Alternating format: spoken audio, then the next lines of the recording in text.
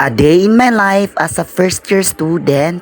So sayo di ko ni mata karon mga palangga no andi nakailis na dayon ko. So glad kay nakasakay dayon ko sa badya kay Sister Mark nagulat na dito as sa terminal. So mo do ini nga badyang akong nasakyan na nakabutang nga family use. Nganong family use manino nga pasahero man di man family. Charot lang. So fast forward ay mga palangga is nakaabot na dayon ko sa terminal. Mo ni ang das kong akong sakyan.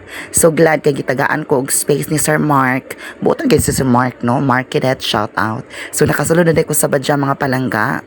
And then fast forward, nakaabot na dahil mi sa Butuan City, which is sa St. Joseph Institute of Technology.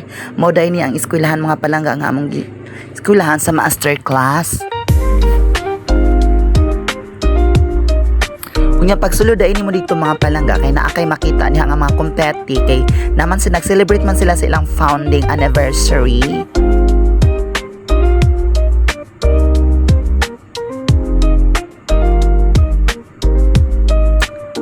Yan, isulod na dahil diri sa Comlab sa among classroom mga palangga. So nag-elect, nag-pray, og nag-ila-ila mi diha kung unsa among mga pangalan kay para sab makailami.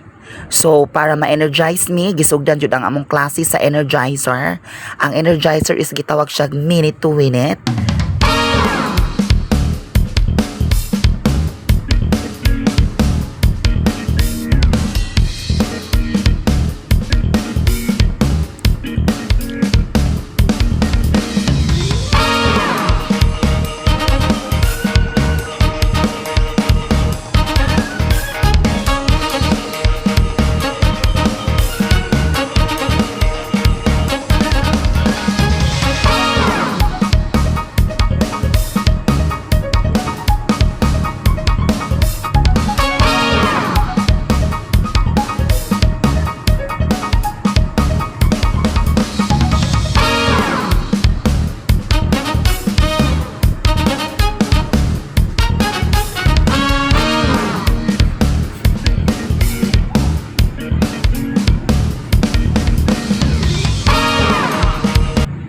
Unya kay bida-bidahon man tamo ni nahitabo. So, my task this afternoon is to explain about the picture.